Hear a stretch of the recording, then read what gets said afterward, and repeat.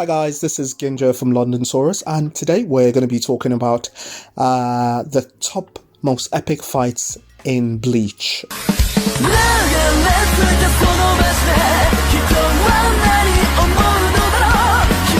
Including the Thousand-Year-Blood-War, but this is just the anime for now.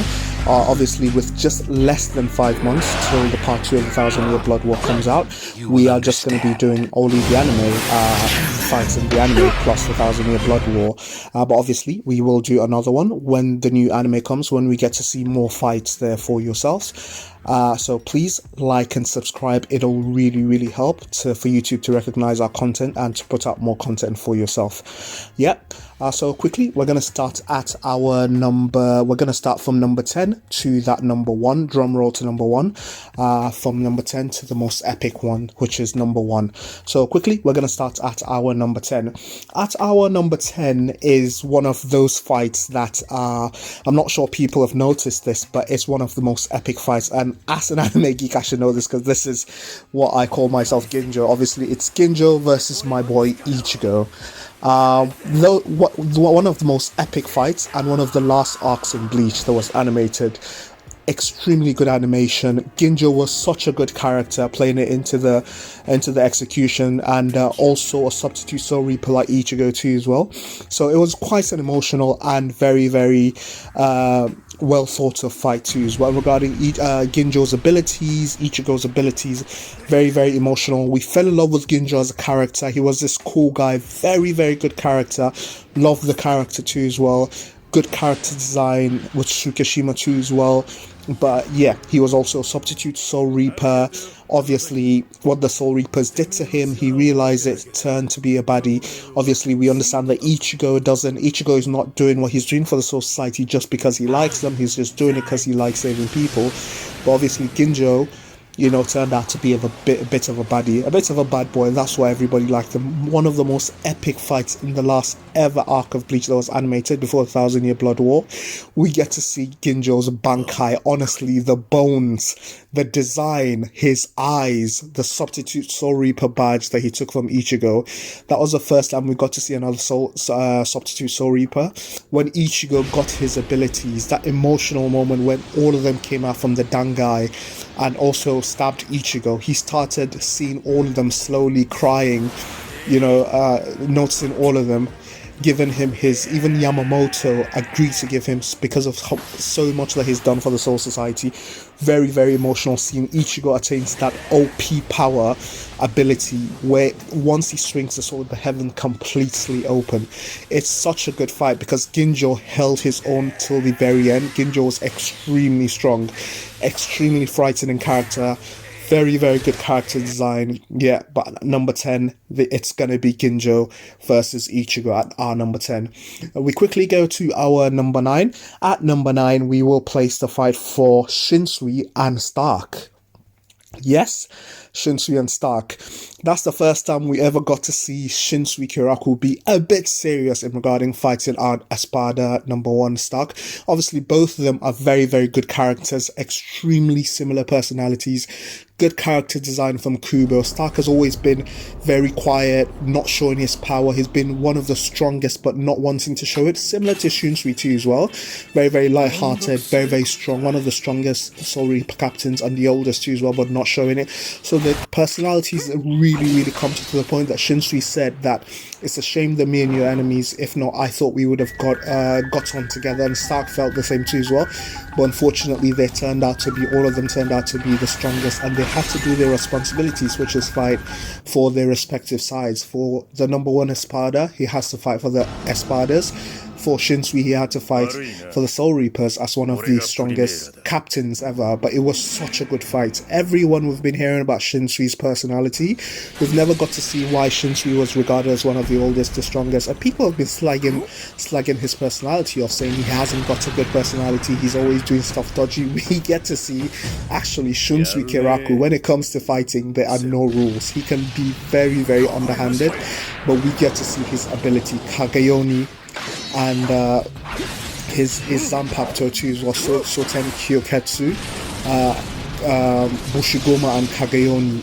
Very epic abilities too as well. Stark On the other hand, extremely powerful Espada, cool character design. Him and Lenilette going forward. We know why they call him Coyote Stark. Obviously, he embodies loneliness too as well. You know, with all the Espada, very strong. You know, Shinsuke Kiraku. The only reason why Shinsuke Kiraku was able to take him down is because of that mad ability of his Zanpakuto off the kids game, that when you don't understand it. But it's a very, very emotional ending, very, very good fight. Honestly, the soundtrack, the OSTs are absolutely amazing on that fight. I could watch it all over again and not be bored of the fight. Very, very good fight there for yourself. So we quickly jump onto our number 8. At number 8, I know people will have a problem with us placing it because one of the most anticipated fights there, it's Ichigo versus Aizen at the end of the Arrancar arc. The reason why this is placed at number 8 because it was one of the fights that we've all been building up to.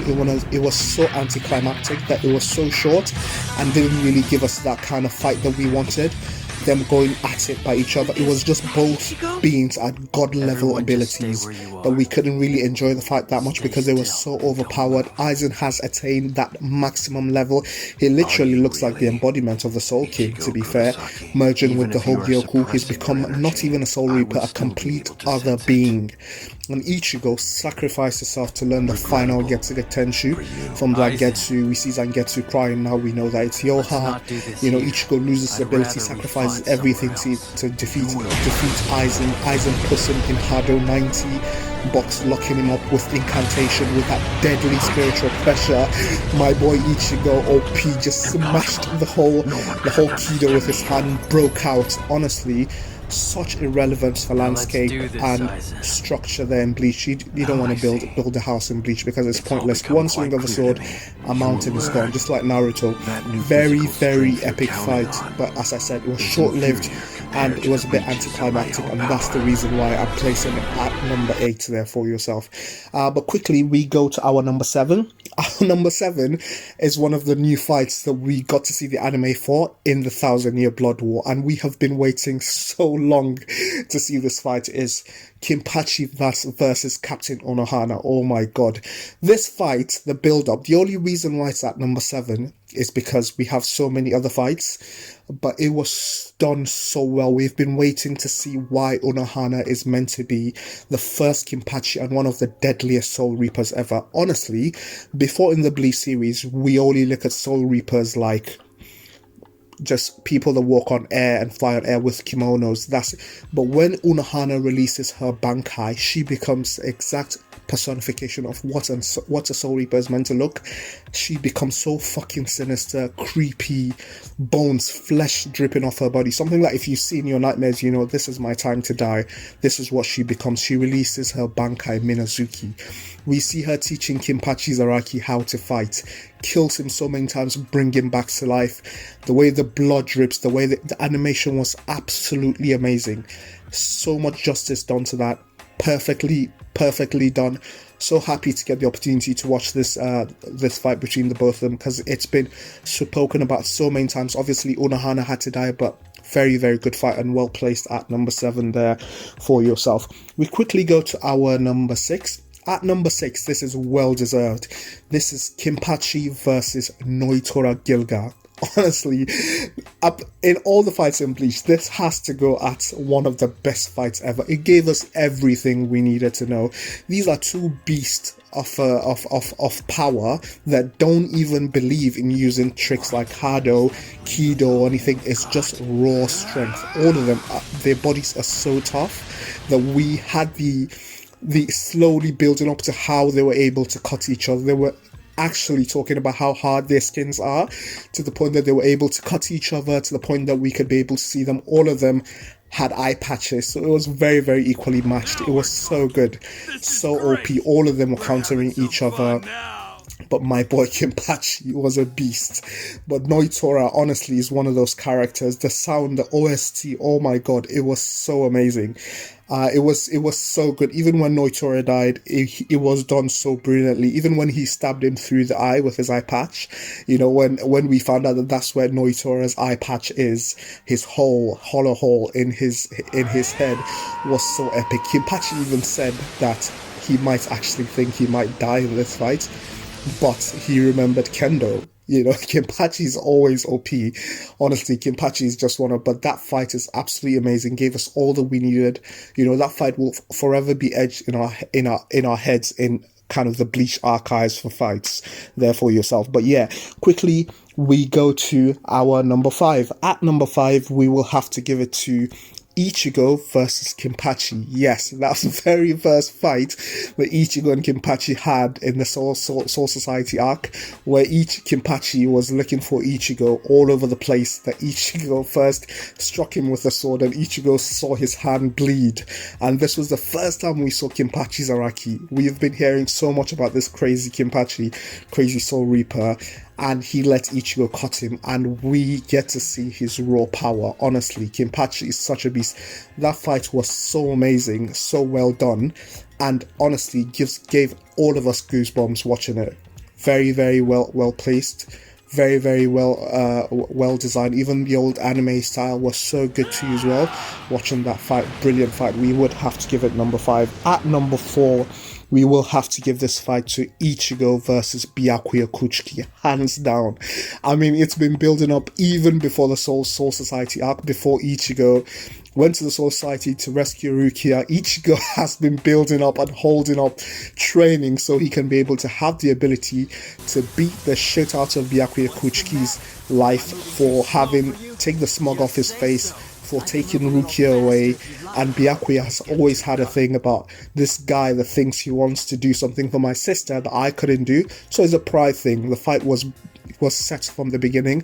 It was a build-up that we've been waiting for. Finally, Ichigo attains that bankai that Yoruichi, after the training with Yoruichi, and Byakuya couldn't resist. They just went at it at Sokyoko Hill. It was so good, that fight. Honestly, we saw Byakuya completely lose all defenses, go complete in. Ichigo releases bankai for the first time. We get to see him catching one of Byakuya's blades. That was how epic it was, to be honest. So good, such a good fight. And when Ichigo, the scene that I'll never forget is when Ichigo released the hollow form came out of Ichigo without Ichigo knowing Byakuya's face. When it completely caught him, Byakuya was caught completely off guard. He didn't know what to do. He didn't know Ichigo had that sort of hollow inside him. Byakuya was completely frightened. But yeah, Byakuya is completely on his game. He's not only ridiculously strong, overpowered Zanpakuto, he is a master of Kido, Hado, Flash Step. He knows every single. So when he's fighting, it's like a work of art. Literally, Byakuya. That fight was so epic. We will have to give it number 4. We quickly jump on to our number 3. At number 3, this fight is well placed at number 3. It is Grimmjow versus Ichigo. Oh my god. This fight is one of the most epic fights. I had a really hard time placing this one. Of BC's hands down. Oh my god. Grimmjow's release, his sword release, was so amazing and so epic, so cool in every level. Ichigo going into his hollow form to his rod, taking his hollow mask, going at it with each other, you know, in regarding that pride. Grimmjow thinking he's the king, and the way Ichigo looks at him doesn't sit right with him. Grimmjow has always been a fan favorite. He's always had that thing of his prey, you know. Nobody can take his prey. Ichigo is his prey. They went at it so bad. You know, it was such a good fight. The animation, even at then, was done so beautifully. The power scaling was so mad. You know, I'm glad Grimmjow is still in the 1000-year blood war, and we get to see him again. But that was such a good fight between both of them. Very, very epic, well animated. Even at that time, the OSTs, honestly, your heart kept on breaking when they were fighting. It's such a good fight too as well. We quickly go to our number 2.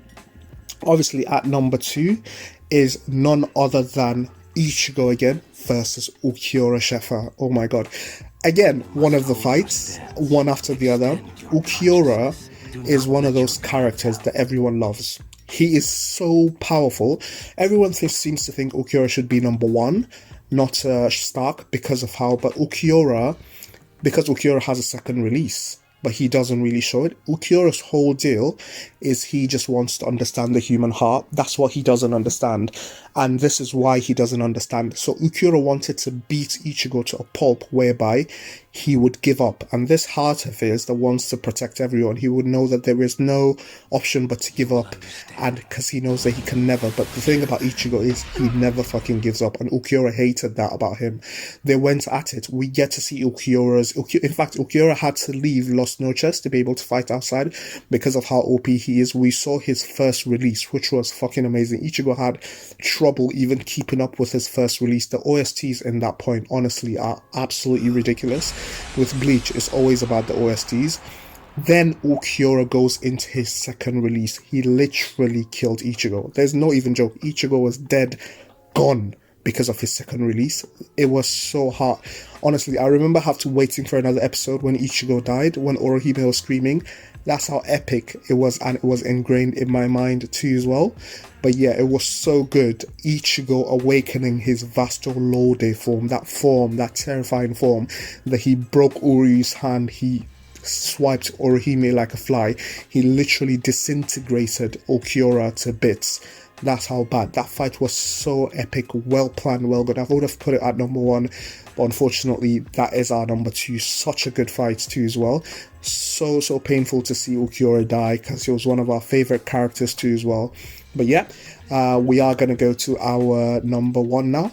Before we go to our number 1, we've got a few worthy mentions that we're going to mention quickly. Few worthy fights that we weren't able to put, but we'd have to mention them for yourself. The first one is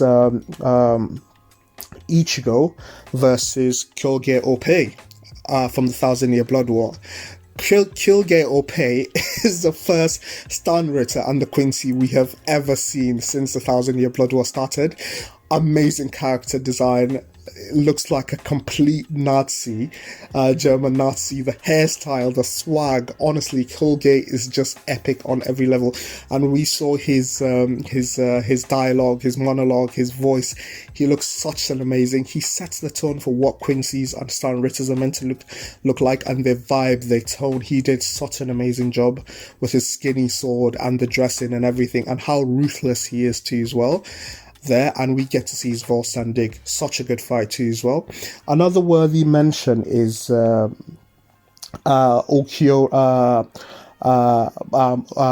versus Mayuri Kurosuchi. That fight was absolutely amazing too as well. We get to see Uryu, do his Ranso Tengai, the full powers of the Quincy at that point too as well. We get to see the mad scientist Mayuri Kurotsuchi get to do his bankai, Asusogi Jizo, that massive baby, which was absolutely amazing too as well. But yeah, those are our worthy mentions there for yourself. But yeah, quickly before we go to our number 1, once again, please like and subscribe. It will really help with the channel to get Bleach content out.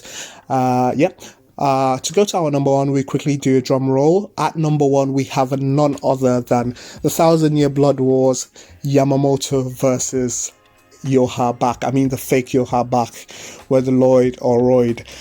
That fight was one of the most epic fights in Bleach. It set a new standard for Bleach animated fights. Honestly, we get to see the full focus of Yamamoto's abilities and his bankai. Honestly, south, east, west, north, his literally anger in full, frying a few sternritters just because they came close to him, destroying completely yhwach's sword, his ability, what his bankai does, how it becomes a tiny sword, in fact how it dries up the Soul Society's air completely. That amazing design of Yamamoto, jumping like a fireball, like a meteoroid from one place to another to fight Yamamoto, to fight yhwach. Completely amazing design, well thought of, well placed too as well. R.I.P. Yamamoto. Honestly, your bankai is so epic and well deserved to be the leader of the Soul Reapers for such a long time. Such a good fight too as well, even though it wasn't the real yhwach. But we have to give him props for that fight. That fight was so well done. It gave us everything we needed to know regarding Yamamoto's abilities, his bankai. In fact, you hear other because of how epic it is, other Soul Reapers, other people fighting in this area tend to feel the heat of Yamamoto's bankai and his anger. That's how epic it was. But yeah, that's our top 10. Hoped you liked it, enjoyed it. If you have anything that you want us to place, or you think we haven't placed them well, let us know in the comment. Please like and subscribe again. We'll bring up more content for yourselves. Thank you.